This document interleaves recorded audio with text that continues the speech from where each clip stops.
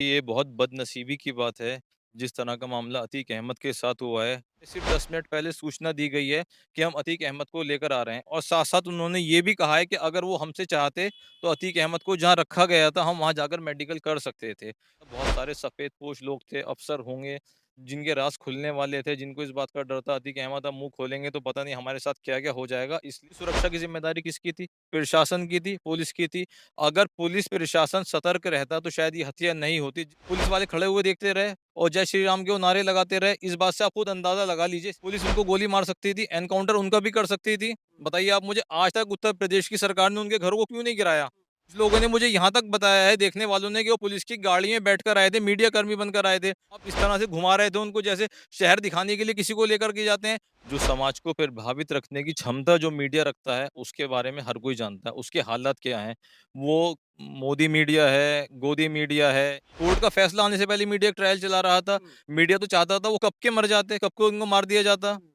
कौन-सी ऐसी ज़रूरत आन पड़ी थी? क्या वो दिल के मरीज़ थे? क्या वो दिमाग के मरीज़ थे जो उनका बार-बार मेडिकल कराया जा रहा था? 6-7 लाख रुपए की एक पिस्टल थी, उनको पैसा किसने मुहैया कराया?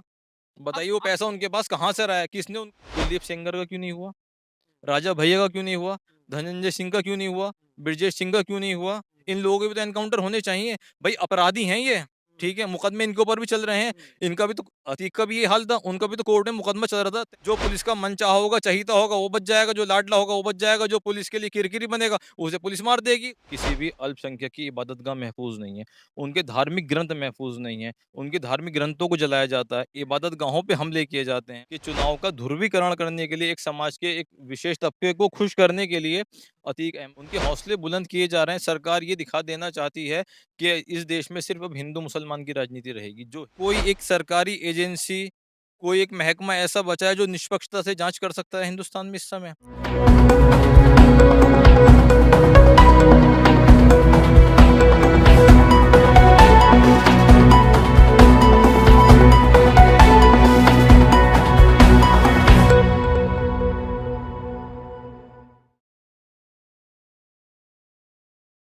देश के अंदर तमाम जो चर्चा है वो अतीक अहमद की हत्या की हो रही है। अलग-अलग इसमें लोग कह रहे हैं कि कोई कह रहा है कि ये एक राजनीतिक स्टंट भी हो सकता है, कई खुलासे अतीक कर सकता था। इस तरह की तमाम चीज़ें, पहले अतीक के बेटे का एनकाउंटर, उसके बाद अतीक की हत्या। मेरे साथ मौजूद हैं एआईसीसी के मीडिया प्रभारी अदनान साहब। बहुत-बहुत स्वागत है। शुक्रिया। जैसे कि आपने देखा, उत्तर प्रदेश के अंदर रामराज कहा जाता है, उसी रामराज के अंदर पुलिस की हिरासत में एक शख्स अतीक अहमद, उसको गोलियों से भून दिया जाता है और उसके भाई को भी। सवाल यहाँ ये खड़ा होता है कि एक बार सांसद और 5 बार विधायक रहे एक शख्स को, चाहे उस पे तमाम जो है इल्ज़ाम थे, आपराधिक गतिविधियों में शामिल थे, लेकिन संवैधानिक पद पे भी इतने साल रहे हैं। कैसे देखते हैं इस पूरे मामले को आप? देखिए, ये बहुत बदनसीबी की बात है, जिस तरह का मामला अतीक अहमद के साथ हुआ है। जिस वक़्त पुलिस उनको गुजरात की साबरमती जेल से लेकर आती थी, तो भारी सुरक्षा के बीच लेकर आया जाता था। जिस वक़्त उत्तर प्रदेश, जो उनका होम स्टेट है, होम डिस्ट्रिक्ट है, जहाँ उनके ऊपर मुकदमे चल रहे थे या ट्रायल चल रहा था, तो वो सब मामले कोर्ट में विचाराधीन थे। तो ये उत्तर प्रदेश की जो कानून व्यवस्था है, उसके ऊपर सबसे बड़ा सवालिया निशान लगाया जा लगता है इसके ऊपर, कि उत्तर प्रदेश की सरकार और पुलिस क्या कर रही थी। उत्तर प्रदेश के मुख्यमंत्री योगी आदित्यनाथ जो चीख-चीख कर कहते हैं, लॉ एंड ऑर्डर की बात करते हैं कि लॉ एंड ऑर्डर बहुत अच्छा है, कहाँ है लॉ एंड ऑर्डर है? एक व्यक्ति को जो कानून के तहत कोर्ट से उनको जेसी पर लिया जाता है, कि भई रिमांड पर लिया जाता है कोर्ट के आदेश के बाद, उसके बाद तो उनकी और बहुत ज़्यादा ज़िम्मेदारी हो गई थी उनकी सुरक्षा सुरक्षा करने की। लेकिन उनको सुरक्षा जिस प्रकार से दी गई, जिस प्रकार से उनको अस्पताल लेकर गई थी पुलिस उनको, तो सबसे पहले तो मैं उनसे ये पूछना चाहता हूँ कि ऐसी कौन-सी प्रॉब्लम हो रही थी, बीमारी हो गई थी, जो रात को उनका मेडिकल चेकअप कराना ज़रूरी था। हॉस्पिटल की सुपरिटेंडेंट ने ये बताया है कि हमें सिर्फ़ 10 मिनट पहले सूचना दी गई है कि हम अतीक अहमद को लेकर आ रहे हैं, और साथ-साथ उन्होंने ये भी कहा है कि अगर वो हमसे चाहते, तो अतीक अहमद को जहाँ रखा गया था, हम वहाँ जाकर मेडिकल कर सकते थे। दूसरी बात, जिस जगह अतीक अहमद को हॉस्पिटल के बाहर लेकर पुलिस गई है, तो वहाँ देखिए आप, गाड़ी हॉस्पिटल के गेट तक जा सकती थी। अतीक अहमद को बिल्कुल एक तरह जैसे वॉक कराकर लेकर जाते हैं, इस तरीके से लेकर गए हैं पुलिस जो है वहाँ, और उसमें वहाँ पुलिस की सुरक्षा में कमी थी बहुत ज़्यादा। और जिस तरह से लोग कह रहे हैं, मैं सुन रहा हूँ, देख पा रहा हूँ, एक सेंसिबल आदमी महसूस कर पा रहा है, तो वो एक साजिश लगती है क्योंकि ऐसा लगता था बहुत सारे सफ़ेदपोश लोग थे, अफ़सर होंगे, जिनके राज़ खुलने वाले थे, जिनको इस बात का डर था अतीक अहमद अब मुँह खोलेंगे तो पता नहीं हमारे साथ क्या-क्या हो जाएगा। इसलिए उन्होंने मुझे ऐसा लगता है एक साजिश के तहत ये सारा जो है एक कांड कराया गया है बड़ी और बात ये आप कह रहे हैं अदनान जी, जो कांग्रेस पार्टी के मीडिया प्रभारी हैं, एक बड़ा बयान दे रहे हैं कि साफ तौर पे आपका कहना है कि जो अतीक की हत्या हुई है, ये करवाई गई है। कहीं न कहीं प्रशासन को इसका ज़िम्मेदार आप मान मान रहे हैं। प्रशासन को ज़िम्मेदार तो हर कोई मान रहा है, मैं अकेले नहीं मान रहा। प्रशासन को ज़िम्मेदार हम इसलिए मान रहे हैं हर कोई क्योंकि कोर्ट के आदेश के बाद उसको रिमांड पर लिया गया था। जब कोर्ट ने एक व्यक्ति को चाहे वो अपराधी है या नहीं वो तो बात की बात है, कोर्ट तय करेगा। लेकिन अगर उसको रिमांड पे लिया गया है तो फिर उसकी सुरक्षा की ज़िम्मेदारी किसकी थी? प्रशासन की थी, पुलिस की थी।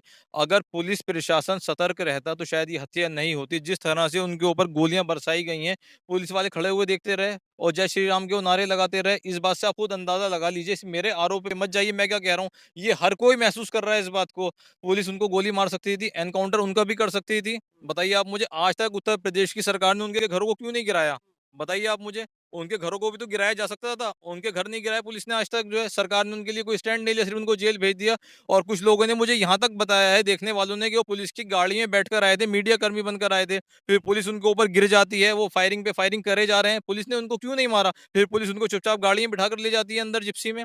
ये सबसे बड़ा उनकी सुरक्षा में चूक हुई है, रात को उनको कब्रिस्तान लेकर गए। कब्रिस्तान में आप देखिए वहाँ उनके कोई टॉर्च नहीं थी, लाइट की व्यवस्था नहीं थी। आप इस तरह से घुमा रहे थे उनको जैसे शहर दिखाने के लिए किसी को लेकर के जाते हैं। आपने दोनों भाइयों के हाथ में हथकड़ी मिला के डाल रखी थी, ठीक है? जब एक-एक गोली अगर लग गई मारने की प्लानिंग थी किसी की, तो शायद दूसरा बच जाता, भाग भाग जाता। लेकिन दूसरे को भागने का, बचने का मौका नहीं मिला क्योंकि दोनों के हाथ हथकड़ी से जड़े हुए थे एक साथ। कहीं न कहीं जो मेन स्ट्रीम मीडिया की बात करें, जो उनके जो प्रोग्राम्स आ रहे थे, उसमें साफ तौर पे जो हेडिंग्स थी, इस तरह की आ रही थी कि अतीक का हो सकता है एनकाउंटर, अतीक के बेटे का हो सकता है एनकाउंटर, अतीक के भाई का हो सकता है एनकाउंटर। कैसे देखते हैं ये 15 दिन, 20 दिन पहले से इस तरह की हेडलाइन चलाई जा रही थी, तो आपको लगता है मेन स्ट्रीम मीडिया ये माहौल बना रही थी क्योंकि कहीं न कहीं ऑलरेडी सबको पता था कि मारा जाना है? देखिए समाज मुझे बदकिस्मती से एक बात कहनी पड़ रही है, जो समाज को प्रभावित रखने की क्षमता जो मीडिया रखता है, उसके बारे में हर कोई जानता है, उसके हालात क्या हैं। वो मोदी मीडिया है, गोदी मीडिया है, इसके बारे में सब कुछ जानते हैं। मैं इसमें मीडिया पे ज़्यादा टीका-टिप्पणी नहीं करना चाहता, मीडिया के हालात सबको पता है। मीडिया तो अपना एक ट्रायल चला रहा था, हुँ, कोर्ट का फैसला आने से पहले मीडिया एक ट्रायल चला रहा था। हुँ, मीडिया तो चाहता था वो कब के मर जाते, कब को उनको मार दिया जाता। हुँ। मीडिया मीडिया तो उनको बिल्कुल घोषित कर चुका था सब कुछ जो है, एनकाउंटर होना चाहिए, ये होना चाहिए। लेकिन आप मुझे एक बात बताइए, न्यायपालिका भी कोई चीज़ होती है, सुप्रीम कोर्ट भी कोई चीज़ होती है। सुप्रीम कोर्ट ने उनकी सुरक्षा के आदेश दिए थे, उन्होंने गुहार लगाई थी। उसके बाद उत्तर प्रदेश सरकार ने उनको सुरक्षा टाइट क्यों नहीं की? आप ये देखिए जब उनको हॉस्पिटल लेकर गए हैं, किन हालातों में उनको लेकर गए हैं? पुलिस वाले ढीले-ढाले चल रहे हैं। उनको ऐसे जैसे मैं बार-बार आपसे एक बात कह रहा हूँ, जैसे उनको घुमाया-फिराया जा रहा है, कोई दिखाया जा रहा है, इस उनकी सुरक्षा टाइट क्यों नहीं की गई थी? एक तरफ जिस अस्पताल में ले जाया जा रहा था, 10 मिनट पहले आपने बताया उनको सूचना मिलती है और वहीं जो रेकी कर रहे थे, जो 3 लड़के पकड़े गए, वो वहाँ रह भी रहे थे और रेकी कर रहे थे, उनको भी कहीं न कहीं सारी इन्फॉर्मेशन मिल रही थी। 10 मिनट पहले जब अस्पताल को बताया जाता है, उसी बीच वो आते हैं और इतनी सटीक टाइमिंग और उसके बाद आधुनिक उनके पास हथियार, जो इंडिया में चलती नहीं है, टर्किश जो हथियार थे उनके पास थे और ताबड़तोड़ फायरिंग। और बताया जा रहा है कि 6 से 7 लाख रुपए तक की वो पिस्टल है और अगर परिवारों की हालत देखी जाए तो थोड़ी दयनीय दिखाई दे रही है। उनका कहना ये है जो आरोपी हैं कि पुलिस बहुत सतर्क थी, इसलिए हम पकड़ में आ गए वरना हम भाग जाते। देखिए, ये सब एक फ़िल्मी कहानी है। सबने आपने जैसा कहा मैंने भी आपसे कहा, कौन-सी ऐसी ज़रूरत आन पड़ी थी? क्या वो दिल के मरीज़ थे? क्या वो दिमाग के मरीज़ थे जो उनका बार-बार मेडिकल कराया जा रहा था? कौन-सा ऐसा आदेश था जो बार-बार मेडिकल कराया जा रहा था? चलिए आप करा भी रहे थे, वो सेंसिटिव एरिया है उनके हिसाब से, हाई रिस्क मुल्ज़िम थे वो। तो आप उनका जहाँ पर उनको रखा गया था थाने में, वहाँ बुला के आपने मेडिकल क्यों नहीं कराया? हॉस्पिटल की सुपरिटेंडेंट ने साफ-साफ कहा है, अगर ये हमसे कहते अतीक का और उनके भाई अशरफ का वहाँ जाकर मेडिकल कर सकते थे। पुलिस उनको लेकर गई, इस तरह से पुलिस लेकर गई कि उनको जो है पूरा टाइम दिया गया, जो भी हमलावर थे वो पुलिस की गाड़ी में बैठकर आए थे, ऐसा काफ़ी लोगों ने बताया। ठीक है, जब उनके ऊपर ताबड़तोड़ फायरिंग हो रही थी, वो मार रहे थे, तो पुलिस ने जवाबी कार्रवाई क्यों नहीं करी? दूसरी बात जिस तरह के हथियारों का आपने ज़िक्र किया, ये सबके लिए चर्चा का एक विषय है। हर किसी की ज़बान पर है कि 6-7 लाख रुपए की एक पिस्टल थी, उनको पैसा किसने मुहैया कराया?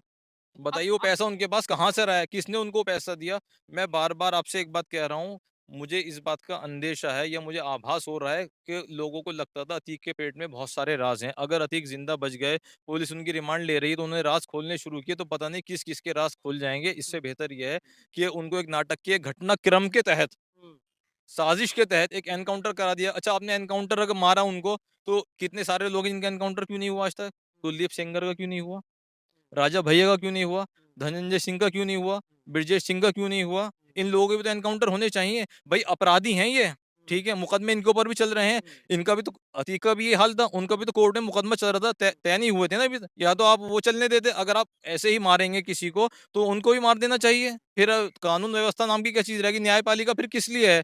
फिर तो आप जजेस को हटा दीजिए, सारे काम पुलिस के हाथ सौंप दीजिए, जिसको जो पुलिस का मनचाहा होगा, चहीता होगा, वो बच जाएगा, जो लाडला होगा, वो बच जाएगा, जो पुलिस के लिए किरकिरी बनेगा, उसे पुलिस मार देगी। तो कहीं न कहीं जैसे आप देख रहे हैं कि उत्तर प्रदेश के अंदर तमाम ये चीज़ें कई लोग धर्म के एंगल से भी देख रहे हैं। क्या लगता है आपको कि जो 3 लड़के पकड़े हैं, एक मौर्य है, एक सिंह है, एक और ऊँची जात से है, क्या लगता है उनके ऊपर भी बुलडोज़र चलेगा या फिर जो तमाम लोग कहते हैं कि यूपी के अंदर मुसलमानों को टाइट किया है, उसी टाइट करते-करते अतीक की हत्या हुई है, इसमें ढिलाई बढ़ती जाएगी? कैसे देख धर्म का एंगल देखा जाए? देखिए, जब से भारतीय जनता पार्टी सत्ता में आई है, इन्होंने देश का माहौल पूरी तरह से खराब करके रख दिया है। हिंदू को मुसलमान से लड़ाया जाता है, मुसलमान को सिख से लड़ाया जाता है, उसकी कोशिश करते हैं। लेकिन मैं आपसे ये कहना चाहता हूँ कि जब से भारतीय जनता पार्टी ने अल्पसंख्यकों पर, खास तौर से मुसलमान नहीं, मुसलमान भी हैं, सिख भी हैं, जैन भी हैं, क्रिश्चियंस भी हैं, जब से सत्ता में आई उनके ऊपर हमले बहुत तेज़ कर दिए हैं, उनका नुकसान पहुँचाया जा रहा है। आज आप देखिए किसी भी अल्पसंख्यक की इबादतगाह महफूज़ नहीं है, उनके धार्मिक ग्रंथ महफूज़ नहीं है, उनके धार्मिक ग्रंथों को जलाया जाता है, इबादतगाहों पे हमले किए जाते हैं। और दूसरी बात ये है कि 2024 में लोकसभा का चुनाव है, तो मुझे ऐसा महसूस होता है खुद को पर्सनली तौर पे, पार्टी के तौर पर नहीं, कि चुनाव का ध्रुवीकरण करने के लिए एक समाज के एक विशेष तबके को खुश करने के लिए अतीक अहमद का एनकाउंटर किया गया है, ताकि जिससे लोग खुश हो जाएँ कि एक मुसलमान को मार दिया गया। आप मुझे ये बताइए, अगर 3 मारने वाले जिन लोगों के आपने नाम गिनाए, ये अगर मुसलमान होते तो मुझे ऐसा लगता है योगी सरकार ने अभी तक उनके घर जला दिए होते, उनके घरों में बुलडोज़र चला दिया होता। अभी तक अतीक अहमद के जो हत्यारे हैं उनके खिलाफ अभी अभी तक कार्रवाई क्यों नहीं हुई? उनको आपने जेल भेज दिया, जेल तो बहुत महफूज़ जगह है, सेफ जगह है, आराम से रहेंगे वो। कहीं न कहीं जो है, जो अतीक अहमद की हत्या हुई है, उसमें जो आरोपी पकड़े हैं, जिन्होंने ये कांड किया था गोली वाला, उनके ऊपर भी सवाल उठ रहे हैं कि अभी तक अगर वो मुस्लिम समुदाय के लोग होते, तो उनको आतंकी घोषित कर दिया जाता। अत्याधुनिक हथियार उनके पास से बरामद हुए हैं और उनके घरों पे बुलडोज़र चल जाता। तो कहीं न कहीं बुलडोज़र नहीं चल रहा है, तो कहीं न कहीं आपको लगता है ये ढील है। ये ढील है, उनको सरकार का संरक्षण प्राप्त है, उनके हौसले बुलंद किए जा रहे हैं। सरकार ये दिखा देना चाहती है कि इस देश में सिर्फ़ अब हिंदू-मुसलमान की राजनीति रहेगी। जो हिंदू होगा, मैं हिंदू से मुझे कोई परहेज़ नहीं है, हिंदू मेरे दोस्त हैं, मेरे भाई हैं, मेरे साथी हैं, मैं सबका सम्मान करता हूँ। लेकिन तकलीफ़ सिर्फ़ इस बात की है, आप एक मुसलमान को क्यों टारगेट कर रहे हैं? आप एक मुसलमान को, बेगुनाहों को मार देते हैं। अरे भाई, उनका एक ट्रायल चल रहा है, मुकदमा चल रहा है, तो उसको चलने दीजिए, कोर्ट जो तय करेगा कर देगा। उत्तर प्रदेश का सबसे बड़ी ये योगी सरकार की फेलियर है, उनकी सबसे बड़ी विफलता है कि उत्तर प्रदेश में जिस चीज़ का वो बार-बार लॉ एंड ऑर्डर का नारा देते हैं, वो बिल्कुल विफल हो चुका है, ज़ीरो है। बिल्कुल उत्तर प्रदेश की कानून व्यवस्था बिल्कुल जंगल राज चल रहा है। एक अघोषित काल आपातकालीन उत्तर प्रदेश में लग चुकी है। अभी कैसे देखते हैं? अभी जो तमाम लोग हैं वो ये कह रहे हैं कि जाँच होगी, जाँच कराई जाएगी, जो जो कमी होगी पुलिस वालों को भी सस्पेंड करा, 17 पुलिस वालों को सस्पेंड कर दिया, एक कमेटी का गठन कर दिया योगी ने। तो कैसे देखते हैं जाँच में क्या निकल के आएगा? कितनी उम्मीद लगती है कि सही तरह से जाँच होगी और चीज़ें सामने आएँगी? देखिए, इस मामले में सुप्रीम कोर्ट में 24 अप्रैल को सुनवाई है। मैं उम्मीद करता हूँ, आशा करता हूँ कि सुप्रीम कोर्ट इसमें स्वतः संज्ञान लेकर एक सकारात्मक कदम उठाएगा। लेकिन जिस एजेंसी का आपने ज़िक्र किया, आप किस एजेंसी किससे जाँच कराएँगे? आपको लगता है कोई एक सरकारी एजेंसी, कोई एक महकमा ऐसा बचा है जो निष्पक्षता से जाँच कर सकता है हिंदुस्तान में इस समय? कोई एजेंसी पर किसी का कोई यकीन नहीं रहा। सारी एजेंसी जितनी भी हैं, सब कंट्रोल हैं। उनके एक आका का आदेश आता है, वो सब वही कार्य करते हैं, वही काम करते हैं, तो कहाँ सरकारी एजेंसी की निष्पक्षता रह गई? मरने वाला तो मर गया, वो तो चले गए जिनकी जान जानी थी, अब उनको कैसे मारा, कैसे नहीं मारा, ये सबको पता है, किस तरह से। अब आप जाँच भी आप करा लेंगे, तो आप करा लीजिए, लेकिन जाँच कराएँगे किससे? सवाल सबसे बड़ा ही, कराएँगे किससे? वो एजेंसी आप कहाँ से लेकर आएँगे, जो एजेंसी एक निष्पक्षता से जाँच करेगी? उस एजेंसी को आप कहाँ से पैदा करेंगे इस समय में? तो तमाम जो आपने सुना कि अदनान जी ने तमाम अपनी चर्चा दी, क्योंकि जो अतीक अहमद है उनकी जो हत्या और उनके भाई के अशरफ की हत्या हुई है, वो तमाम सुर्खियों में बनी हुई है। एक विपक्ष के तौर पे भी सुन सकते हैं, समझ सकते हैं, क्योंकि कांग्रेस पार्टी के मीडिया प्रभारी हैं। क्या इनका विचार है इस हत्या को लेके? इस पे आप अपनी राय क्या रखते हैं? अपनी प्रतिक्रिया जो है वो कमेंट द्वारा हमसे साझा कर सकते हैं। अगली अपडेट के साथ आपके सामने फिर प्रस्तुत होंगे। नमस्कार। सब्सक्राइब करें हमारे YouTube चैनल को और बने रहें हमारे साथ।